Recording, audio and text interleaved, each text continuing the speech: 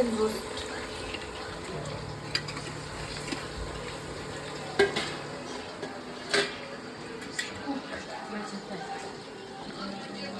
अब फ्राई माछा यहाँ बन्दैछ मेरो किचनमा हाम्रो फेरि नयाँ छ है नयाँ चलन भटमासलाई भुसुकै भिजाइदिने भुट्ने बेलामा अनि भुसुकै यस्तो ओसिन्छ हजुर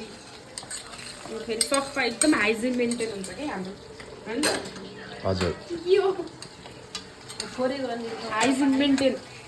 टक्क यो फ्राई माछा यहाँ पुलाउ बन्दैछ अनि यता यता हेर्नुहोस् एकचोटि यता यता दिउँ त अनि यहाँ चाहिँ बर्थडे बुवाई आज birthday happy birthday to me यहाँ हाम्रो पापड अनि यो चाहिँ हाम्रो मेन कुक उहाँ चाहिँ हाम्रो अनि यहाँ साग पाक्दैछ हाम्रो गुन्द्रुक आज पुरा गुन्द्रुक आउँछ यसको रेसिपी आउँछ अहिले हजुरहरूलाई